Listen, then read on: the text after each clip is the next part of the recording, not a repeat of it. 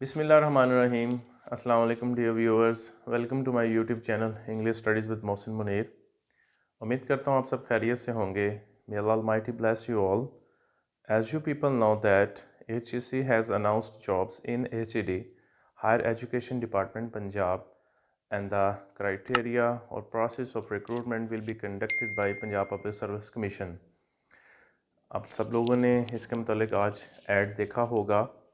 तो here I'm going to talk about lecture in English, that how you should go for preparation, which areas you need to prepare for having a good and sound study for the written test of lecture in English।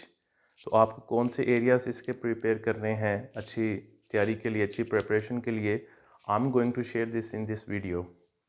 तो first of all आपको पता है कि English lecturer mail की तकरीबन 38 seats हैं। इसी तरह कोई माइनॉरिटी कोटा और स्पेशल कोटा डाल के 42 के करीब हैं। In the same way girls के लिए जो सीट्स हैं इंग्लिश लेक्चर की वो हैं 225। इसी तरह प्लस हैं कुछ स्पेशल कैटेगरी के लिए, कुछ माइनॉरिटी कोटा के लिए। ओपन मेरिट के लिए 225 हैं गर्ल्स के लिए, और बॉयज़ के लिए हैं 38। Okay, if I talk about the test criteria, the test will be of MCQs। there will be 100 MCQs in your paper, and 80% of the paper, 80% marks will be related to your subject, mean English से related होंगे, and 20% marks or 20 MCQs will be related to GK, mean general knowledge। ठीक है, तो 80% आपका subject होगा, इस तरह 20% में जनरल नॉलेज होगा, जिसमें basic science, math, Urdu, computer, इस तरह की चीज़ें जो हैं वो पूछी जाएंगी। तो 80 मार्क्स का आपका सब्जेक्ट रिलेटेड टेस्ट होगा। ठीक है, अब हमारे लिए 80 मार्क्स जो हैं they are very crucial, very important. और 80 मार्क्स को कवर करने के लिए इसी तरह बाकी 20 मार्क्स जो हैं जीके के, जनरल नॉलेज के, which areas we need to prepare. ठीक है, किन एरियाज़ को कवर करना है, अच्छी स्टडी करनी है। ठीक है, टेस्ट को अच्छे तरीके से उसकी स्टडी कैसे करनी है, उसकी तैयारी मतलब अच्छे नंबरों से पास होने के लिए। So let's start this video. Student, the first and foremost thing, important जो चीज़ है वो ये है, you need to have a good grip on the syllabus of MA English और BS English of different universities. जैसे कि पंजाब यूनिवर्सिटी है, सरगोदा यूनिवर्सिटी है, GC यूनिवर्सिटी है। ठीक है, इसी तरह जो अहम यूनिवर्सिटियां हैं उनके जो सिलेबस हैं, ठीक है, उनको आपने अच्छे तरीके से गो थ्रू करना है। ठीक है, जैसे अगर आप पंजाब यूनिवर्सिटी का और सरगोदा यूनिवर्सिटी का सिलेबस देखें, आपको 70 to 80% वो सेम मिलेगा।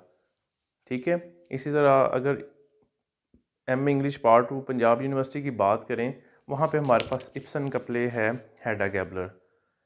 और सरगोदा यूनिवर्सिटी में आई थिंक वो वाइल्ड डक है। यानी कि आपको देखना है कौन कौन से राइटर्स जो हैं वो पढ़ाए जा रहे हैं, उनका ओवरऑल आपने जो है उसको एक कवर करना है। ठीक है, तो फर्स्ट ऑफ ऑल जो है आपने अपना सिलेबस जो है उसको अच्छे तरीके से कवर करना है, ना सिर्फ अपनी यूनिवर्सिटी का बल्कि बाकी यूनिवर्सिटी का सिलेबस जो है वो क्या क्या है, उनमें कौन सी एक्स्ट्रा चीज़ें हैं, कौन से राइटर्स हैं, you also need to prepare them. अब इसके लिए फ़र्स्ट ऑफ ऑल ये चीज़ होती है कि आपने डायरेक्टली MCQs बेस्ड स्टडी पे जाना मुनासिब नहीं है। फ़र्स्ट ऑफ ऑल आपकी मतलब कंसेप्चुअल और डिटेल्ड स्टडी होनी चाहिए, आपको बैकग्राउंड नॉलेज अच्छा होना चाहिए। ठीक है, अब जैसे कि आप लोग जानते हैं literature is a very vast field. ठीक है, उसमें आपको बहुत ही मेहनत करना पड़ती है, बहुत स्टडी करना पड़ती है। तो उसमें आपको एक तो डिटेल स्टडी के साथ साथ you must also need to have a smart study as well. अब स्मार्ट स्टडी आप कैसे कर सकते हैं? अगर आपने बहुत डिटेल्ड स्टडी नहीं की हुई तो एटलीस्ट जो राइटर है उसका इंट्रोडक्शन, उसके मेजर वर्क्स जो हैं वो देखें। इसी तरह जो है उनके कौन कौन से मतलब सिलेबस में बुक्स वगैरह किस जानरा से हैं उनको मतलब स्टडी करें। एटलीस्ट उनकी एक अच्छी डिटेल्ड समरी और करैक्टर्स जो हैं या कौन कौन सी इम्पोर्टेंट टेक्निक वो राइटर यूज़ करता है उसका आपको आइडिया होना ज़रूरी है। ठीक है, ये स्मार्ट स्टडी के लिए ज़रूरी है, ठीक है। आपका थोड़ा सा बैकग्राउंड नॉलेज होना पहले ज़रूरी है, बजाय इसके कि आप फर्स्ट गो में आप MCQs की तरफ जाएं। नो डाउट MCQs की स्टडी बहुत इंपॉर्टेंट है, बहुत मैटर करती है, लेकिन MCQs पर डायरेक्टली जाने से पहले आपको कुछ उसका डिटेल्ड या बैकग्राउंड नॉलेज होना भी ज़रूरी है, ठीक है। तो एटलीस्ट ये शॉर्ट सी चीज़ जो है, अगर आपने बहुत डिटेल्ड स्टडी नहीं की हुई, you should have a look at detailed summaries, characters about writer, उसके मेजर वर्क्स जो हैं, इंपॉर्टेंट लिटरेरी टेक्निक्स वगैरह जो वो यूज़ करता है, एटलीस्ट इनका आइडिया अच्छा होना ज़रूरी है। Then you need to go through the history of English literature. आपके पेपर में जो पोर्शन आएगा, MCQs आएंगे, they will be asked from English literature history as well. अब इंग्लिश लिटरेचर की हिस्ट्री के लिए आपने कौन सी मतलब बुक्स वगैरह जो हैं स्टडी करनी है, एटलीस्ट कोई एक दो बुक्स आपको अच्छे तरीके से स्टडी करनी चाहिए।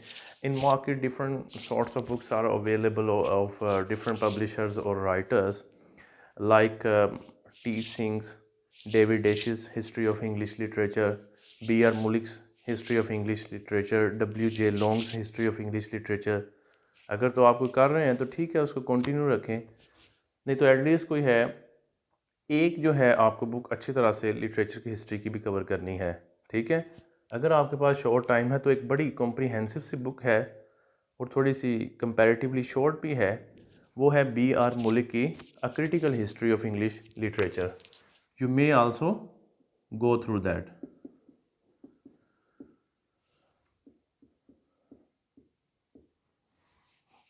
Okay, you may go through this book. This book is short and very comprehensive for having a knowledge of a history of English literature.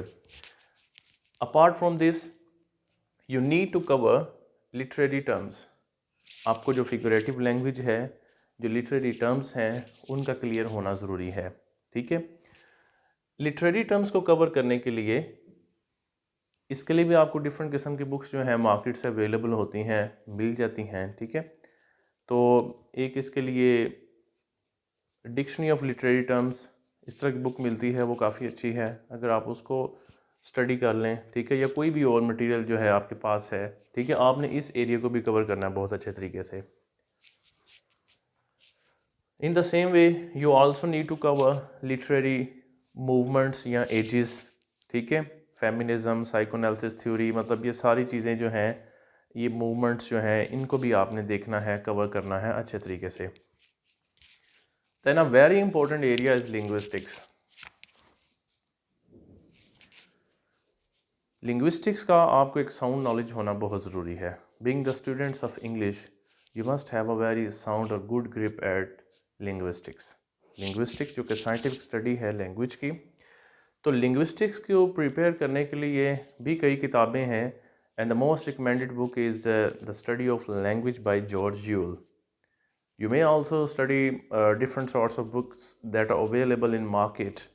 आप कुछ अगर पहले पढ़ रहे हैं या कुछ मज़ीद कोई और भी स्टडी करना चाहते हैं, तो ये जो है the study of language by George Yule is a recommended book, it's a very good book to study. तो लिंग्विस्टिक्स का काफ़ी पोर्शन आता है पेपर में, आपको ये बहुत अच्छे तरीके से कवर करनी है, ठीक है। लिंग्विस्टिक्स के कौन से एरियाज़ आपको कवर करने की ज़रूरत है? First of all language and linguistics, मतलब जो इंट्रोडक्टरी है। देन अगर हम साउंड्स की बात करें, we have phonetics and phonology.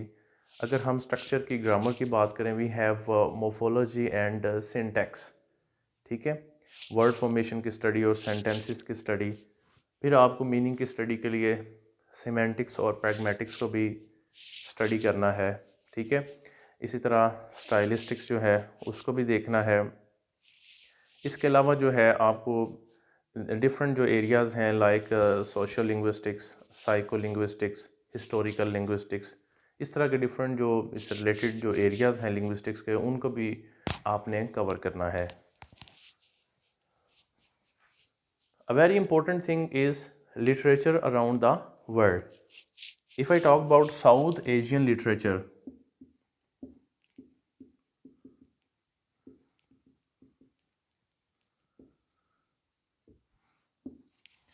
you must have knowledge of literature around the world. You know, literature has no boundaries, it's a very vast field. uh, while talking about literature, you cannot limit your thoughts only to English literature. You must have a little knowledge of you must know literature around the world, important writers और south Asian literature like that, आपको कुछ उनका भी sound knowledge idea होना ज़रूरी है, ठीक है। तो इसका भी आपको थोड़ा सा पता होना चाहिए लिटरेचर अराउंड द वर्ल्ड का। Then we have some questions from grammar.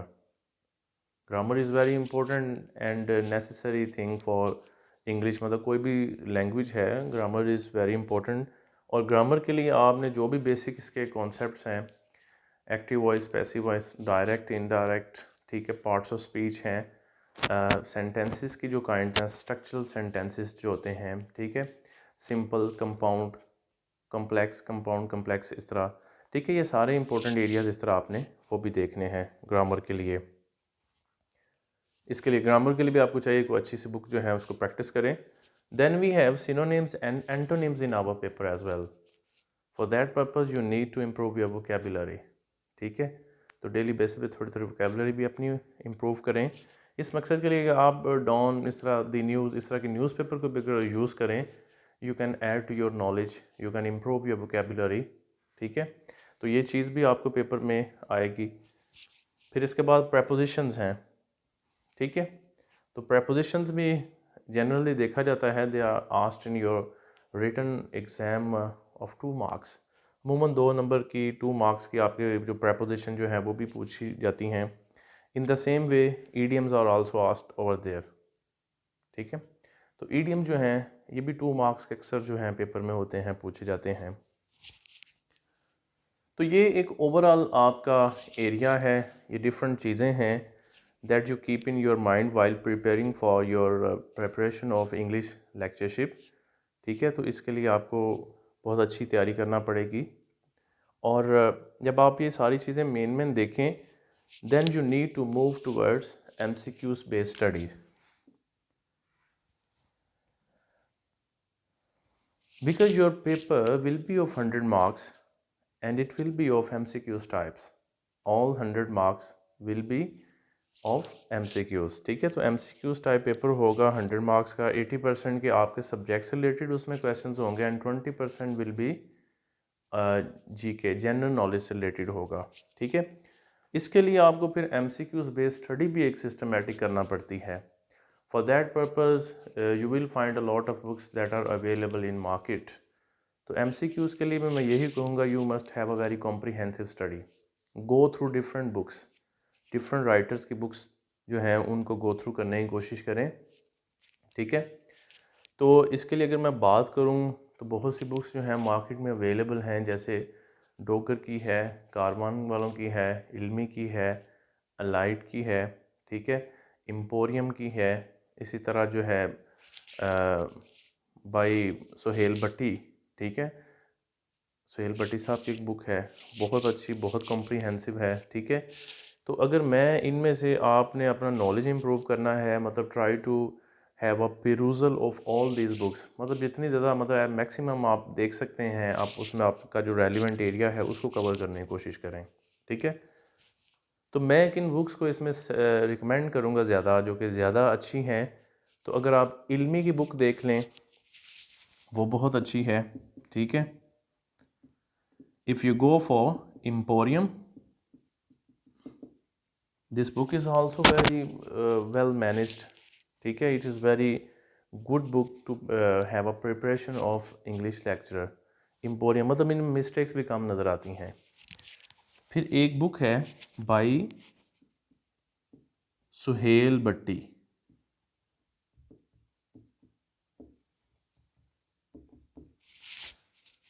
you may have all these books, you may have a study of different books besides these 3 books that I have mentioned over here. आप इससे ज़्यादा की study करें, जितनी ज़्यादा आपकी MCQs based study अच्छी होगी उतना ही वो आपके लिए वो हेल्पफुल भी साबित होगी। ये जो मैंने 2-3 किताबें लिखी हैं, पर्टिकुलरली ये 2 बुक्स जो हैं, इनका मटेरियल भी बहुत अच्छा है, ठीक है। A very comprehensive material in these 2 books is available over there and the mistakes are very less in number, और मिस्टेक्स इसमें बहुत थोड़ी सी हैं, ज़्यादा नज़र नहीं आती। बाकी अक्सर बुक्स में ऐसा भी होता है, बहुत ज़्यादा जो है ना आंसर्स गलत भी पीछे दिए होते हैं, मिस्टेक्स भी होती हैं। ठीक है, तो आपने एमसीक्यूज़ बेस्ड स्टडी भी जो है ये मैं आपको बता रहा हूँ कि जो है ना जितनी ज़्यादा कर सकें, मतलब जितने ज़्यादा आप जितनी ज़्यादा राइटर्स की बुक्स को देख सकें, it will be good for you, उतना ही आपके लिए वो बेनिफिशियल चीज़ होगी। ठीक है, तो आपसे मुलाकात होगी फिर नेक्स्ट, इससे रिलेटेड मैं मज़ीद भी वीडियोस जो हैं अपलोड करने की कोशिश करूँगा डिफरेंट एरियाज़ पे। ठीक है, टिल दैट टाइम अल्लाह हाफिज़।